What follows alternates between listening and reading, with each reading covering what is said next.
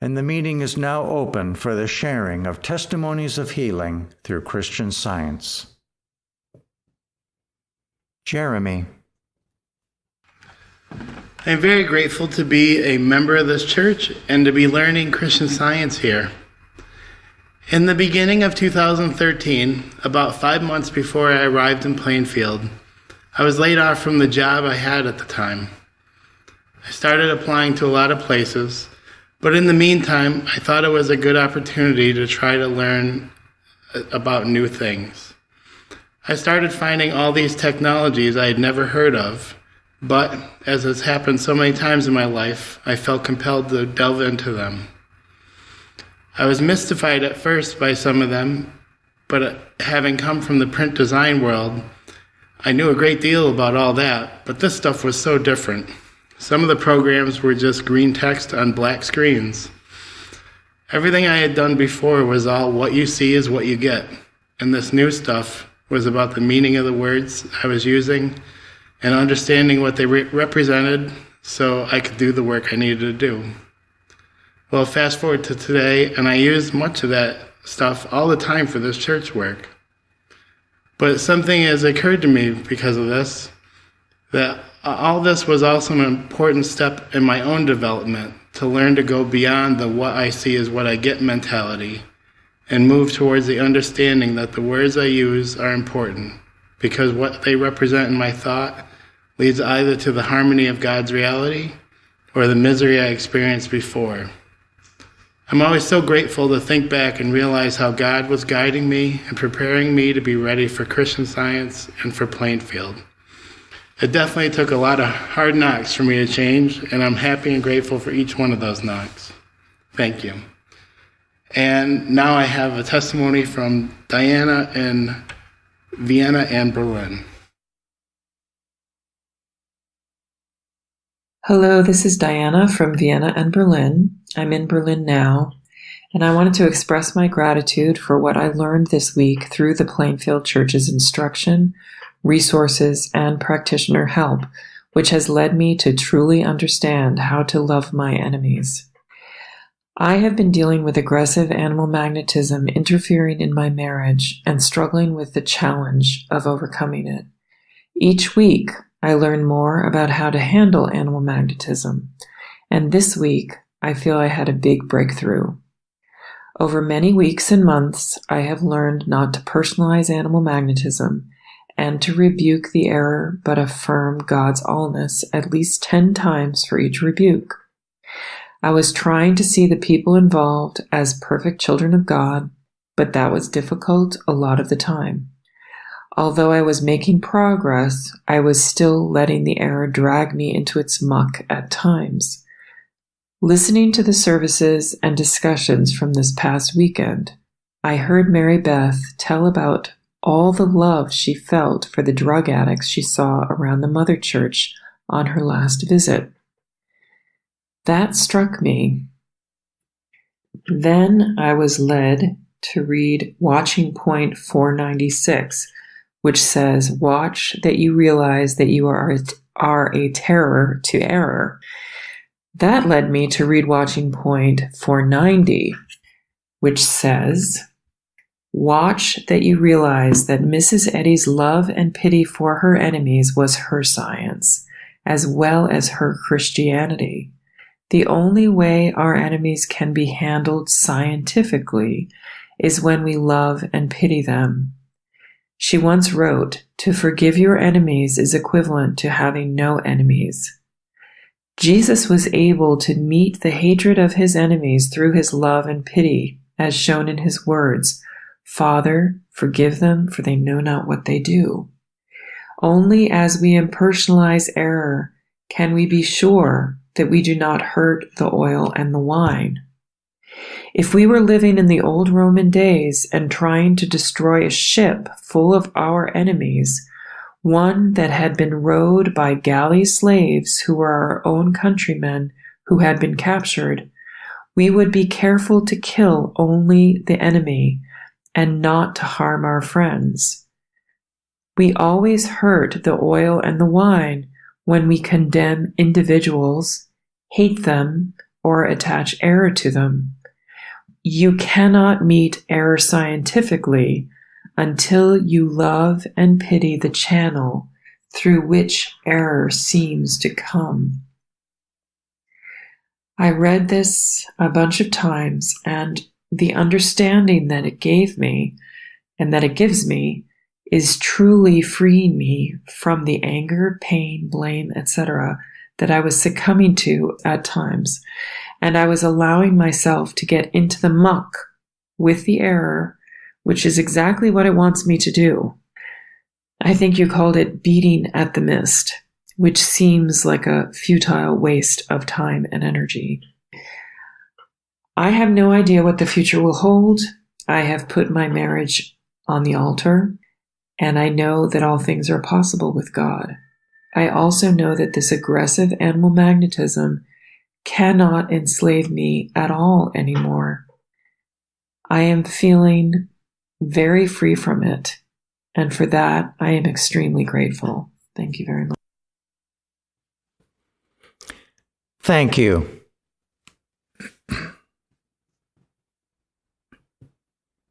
Gary.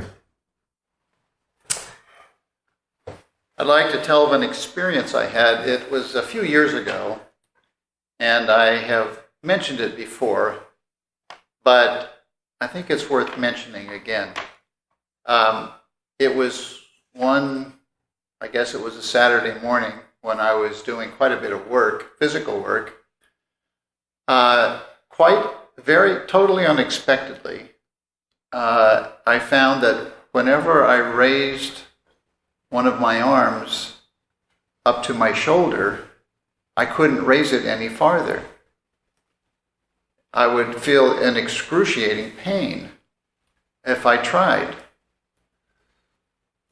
Well, fortunately, I was able to call a Christian Science practitioner from this church that morning and ask for help. And I was told a few things that were very, very helpful. The condition was called bursitis, and I was told from our textbook, one thing I was told was that matter can make no conditions for man. That I was thinking about the material body and arm and thinking that it was making a condition for me or telling me that I had a condition. The practitioner also said that health is a condition of mind, not of matter. Well, actually, the most important thing that I got from that conversation was the tremendous feeling of love from that practitioner and the confidence that God was right there in control and that God could heal everything. And I just needed to get my thought out of the belief that there was intelligence or life or substance in matter and realize that it wasn't, but that it was in mind. Well, with that, I stepped out and spent some time praying and just getting my thought out of this belief that matter can actually tell me anything. And to spiritualize my thought and to see that my health is governed by mind, not matter. And that in mind, it's perfect. And that this is an illusion that I don't have to accept. Well, I worked with that. And I'm grateful to say that later that day, the pain was totally gone. I was totally free and able to finish the work I was doing without any discomfort whatsoever. And that condition never did return. I'm so grateful for this quick and complete healing, for the help I received from this practitioner, and for Mary Baker Eddy for giving us the science that heals everything when it is properly lived and applied. And so grateful to be here tonight. Thank you. Betty from California, go ahead. Good evening. Thank you for the readings tonight and for the music. Last week, while I was attending a meeting that I also helped with the food, I was going to get the coffee maker and some supplies to go with it. When I got to the room where they are located, there was some furniture, sofa and some other stuff and some sectionals up against the cabinet that held the items I needed. Well, I tried to move a sectional that was right up against the cabinet. It wasn't super heavy, but it was too big to move past to get away from the cabinet because of other things that were in the way. So I just stopped, and I went out of the room, and I stood there, and I said, half aloud, "Okay, God, now what do I do?" And then I went back in, and over to there was the sectional that was actually next to the cabinet, and I just looked at it. And then I moved a couple of big pillows that were on top of it over to the side, and then I saw that I could simply turn the sectional over up against the sofa on the side away from the cabinet. This I did, and there was plenty of room to open the cabinet doors all the way and to get a cart in nearby to put the stuff on. Well, I thanked God and went on to make the coffee, and I remember later thinking, sometimes all I needed to do was just ask God and listen and be still. I am so very grateful for this experience of God showing me the way, and grateful for this church, for Christian Science, and for practitioner help. Thank you. Thank you. Luba from Ohio, go ahead. Good evening. We recently we had an extreme change of temperature about 6 days ago. I had been using the air conditioner till now, and suddenly, with the cold weather, the furnace had to come on. That morning, I did just that, and nothing happened. So I called a service person, and they said it would be 2 days before they could come. I continued making calls and also called my practitioner, who said that God always provides, and the words provision, protection, and love were what had come to her. Well, within a short time, a family member appeared and took care of the furnace working again. I was so grateful for this immediate provision. Later that day, I was taking a walk in the neighborhood when from behind me a car suddenly turned onto a side street which I had been crossing and literally brushed past me. My body just swiped the side of their car and they sped on. I was not hurt in any way. I caught my breath and thanked God for this amazing protection. I'm so grateful and amazed of this demonstration all in one day. And I'm extremely grateful to God, Christian Science, my wonderful practitioner, and this church for all they provide. Thank you for tonight's reading, and I'm very happy to be here. Thank you. Linda. Thank you very much for the readings tonight and the beautiful music. This week's Bible lesson has had me thinking about humility and pride and the blessings for the clear, correct, and practical teachings of Christian Science here at Plainfield on recognizing pride and the need to get rid of it. This is was a very new concept to me when I came here, and I had no real understanding of what pride was. I had just a very simple concept of it, not realizing how much it tries to rule you and rule out God. by chipping away at this pride, not giving up when it seemed really hard, and remembering that it was not good for me to have it, my life has been greatly blessed. There have been physical healings, greater sense of moral courage. I've experienced more calm, peace, joy, honesty, and anxiety has lessened greatly. I am very grateful for the practitioner support and instruction, for Christ Jesus' teaching, and Mary Baker Eddy's writings. Thank you. Thank you. Carol. I'm very grateful for a lesson that I learned about a week ago from God. I was in a very busy parking lot and needed to find a place to park. And up a few cars from where I was driving, a car went into an empty spot. Now, normally I would have said, oh, sure. But instead, the thought came to me very strongly, good for him. Good for him. He deserves it. He has earned that spot. So I thought, gee, that's a wonderful way to look at it. And I continued on and went to another lane, and the same thing happened.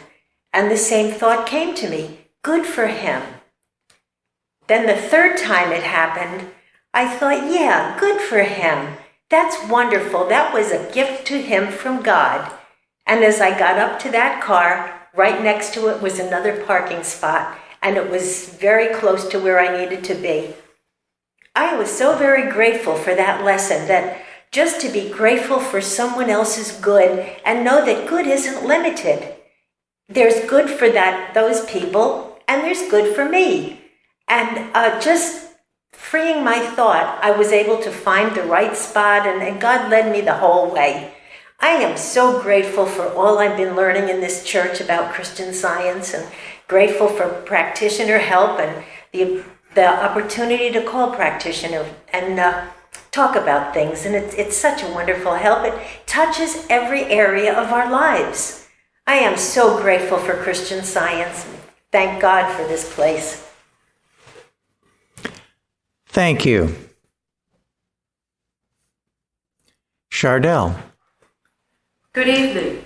I am so grateful to have joined the Plainfield Church, where we have dynamic studies of the Bible found nowhere else.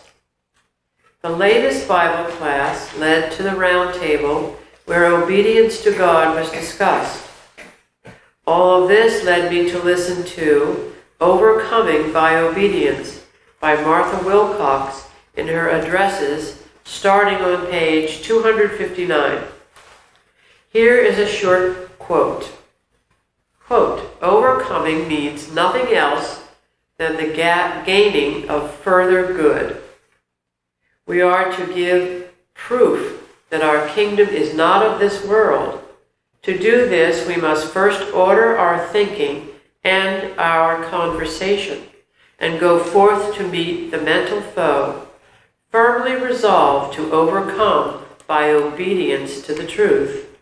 Whatever in human consciousness is unlike perfection. End quote.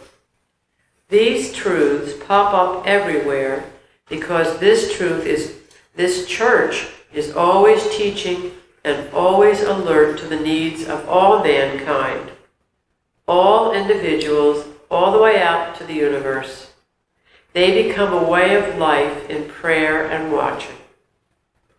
Thank you to all who are part of our Plainfield Church Independent. And thank you for the readings and for our beautiful music. Thank you. This is Bruce. I'd like to give a hearty thanks for the watching point that's on our website this week. I've read it a number of times, but when I read it this week, it filled my heart with so much gratitude for this church, for the privilege of being in here, and learning a lot of really wonderful lessons. Now, the watching point goes about someone who looks at somebody else and sees their faults and then refers to Jesus' statements about the beam and the mote. The point being, well, the error that's in your own vision is the beam, and the error that's in the other person is just a mote, which is a tiny particle off of a beam. So the point being, you need to take care of your own way of looking at things and not be so concerned about others in that regard, especially fault finding. I can remember many, many times I had this habit. Somebody else would do something, and I would be really disturbed about it, and I really wanted to set them straight. But in my disturbance, I have let go of my connection with God, and there's no way that my actions could have been guided rightly in that mindset. I remember one time when I had a chance to talk to a practitioner in this church about this, saying, oh, somebody else did such and such. And the practitioner came back with the simplest statement and simply said, you know, everybody's trying to find the way, and that goes for us too. And just left it at that. And there was no sense of disturbance about what somebody else said or did. But it also left the impress on me that, yeah, I'm still looking to find the way, and I need to make sure that I take good, close attention to that first. And then if the opportunity arises and let God do that, I would gladly help somebody else. But I'm not going to do it if I'm disturbed about what they do. So I'm very thankful for this wonderful lesson and grateful to be here in this church. Sharon. Last winter, I had gotten myself into a very negative, depressed way of thinking. When thoughts would come to me, instead of rejecting them, I was accepting them and agreeing with them. Well, when I got myself really in a deep hole, I called a practitioner from this church for help, and I got a strong rebuke that woke me up to what I was doing. I was told, you are a perfect child of God, and you know what to do with these thoughts that are coming to you. Well, that did wake me up. And I was told to pray, rejoice evermore, pray without ceasing, in everything give thanks, from 1 Thessalonians. And it took me a while to reverse what I had gotten myself into. But through the love of the practitioner, I was able to get out of it. I am so grateful for Christian Science, this church, and practitioner help. Nowhere else would I have gotten a rebuke. I would have got, oh, you poor darling. But that's not what I needed. I got exactly what I needed to help me. I'm just so grateful to be here and to be part of this wonderful mission. And thank you for the readings. Thank you. Florence, go ahead. Thank you. Thank you so much, Elizabeth, for the beautifully read citations. This is a testimony from Florida from someone who recently found our website. I want to say again how grateful I am for all the wonderful articles, etc., available on Plainfield website and the broadcast meetings. I'm gaining so much in the knowledge of God and His all-presence. It's easy for religious people to say they believe in God, but when we dig deep into the truth and see it manifested in big and small ways, well, that's powerful. It's overwhelmingly awesome to get glimpses into our real identity, to feel in some degree that we are actually a part of God.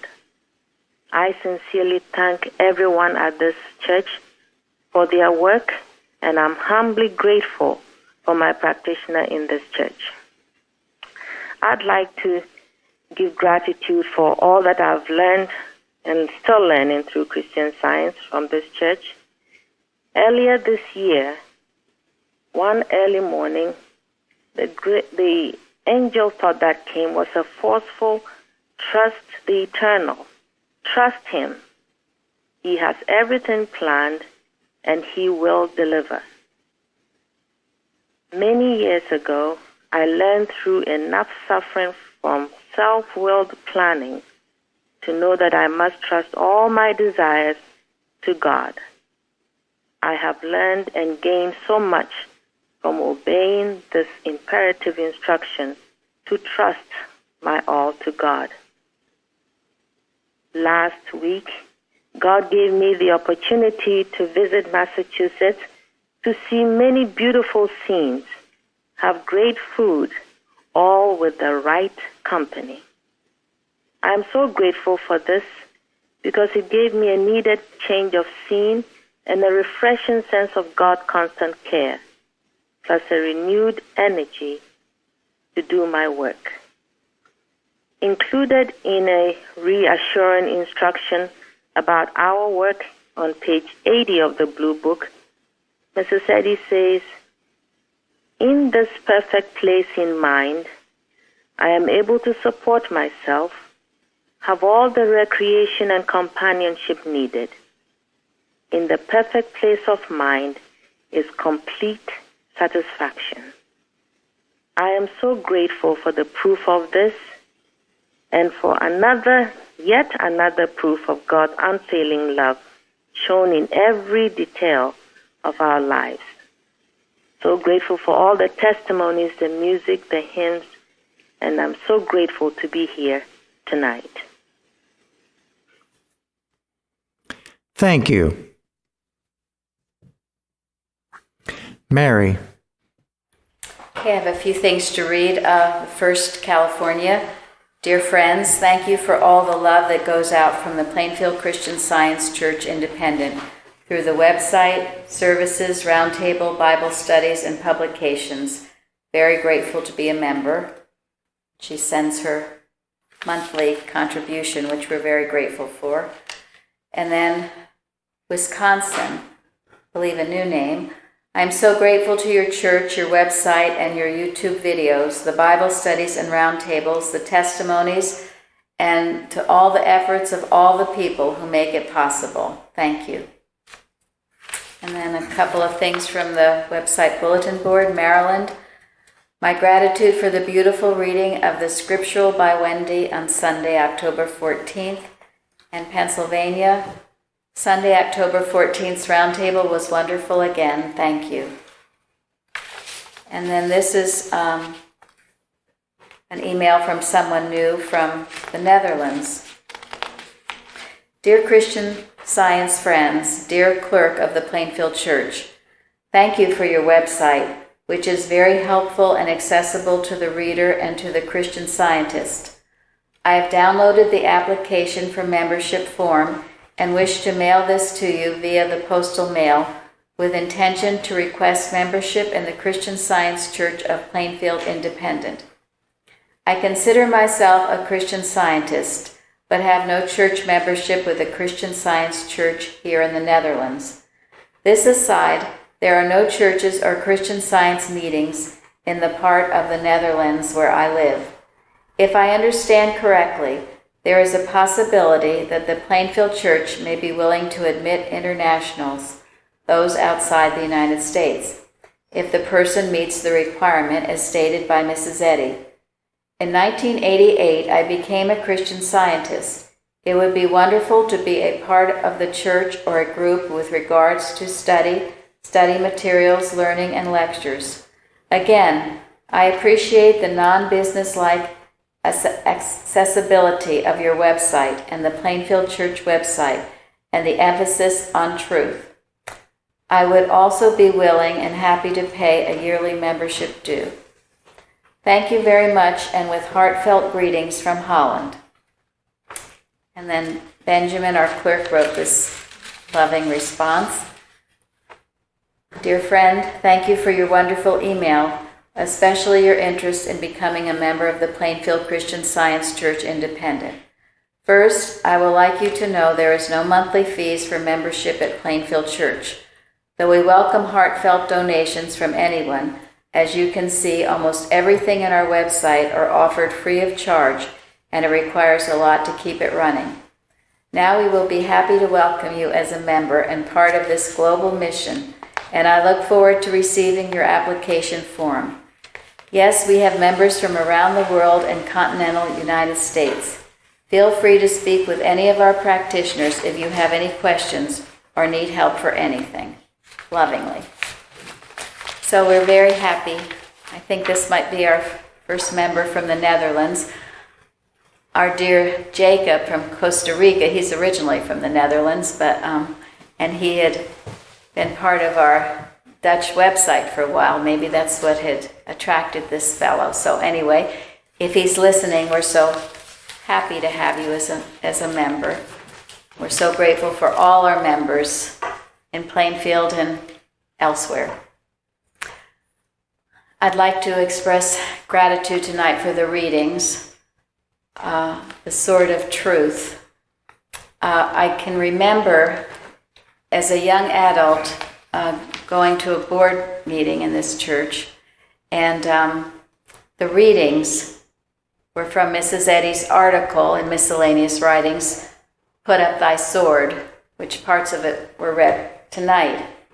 And one part where Mrs. Eddy says, "My students are at the beginning of their demonstration. They have a long warfare with error in themselves and in others to finish, and they must at this stage use the sword of Spirit. They cannot in the beginning take the attitude nor adopt the words that Jesus used at the end of his demonstration." And it goes on, as you heard tonight. I remember that evening because even though I had been in science for quite some time, I don't believe I'd ever read Miscellaneous Writings. And I certainly knew I had never read that article.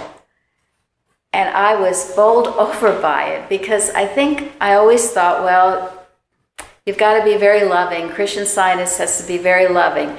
And to think that here Mrs. Eddy was saying, hey, you've got to have the sword of truth, the sword of Spirit in your hand. And it must be applied. And you can't be going around saying God is love before you've had that warfare with error within yourself and if need be, sometimes with others. This was so helpful to me. I can remember it so clearly.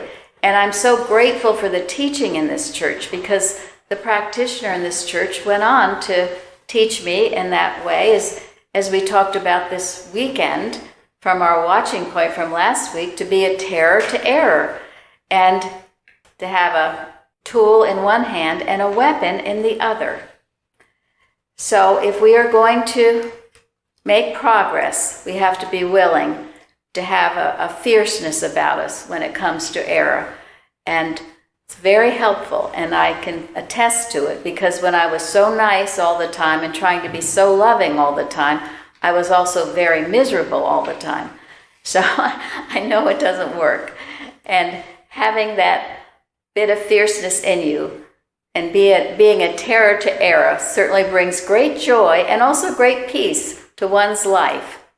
So I am very grateful for the instruction we had in this church, Mrs. Eddy's Real Science, as she explains in her textbook Science and Health and also in her textbook Prose Works, which I have a much, much greater appreciation for after reading it several times. So I'm very grateful to be here. I'm grateful that it's a place that we are continually learning how to become closer to God in our day-to-day lives. And thank you all, and thank you too for the beautiful music. Thank you.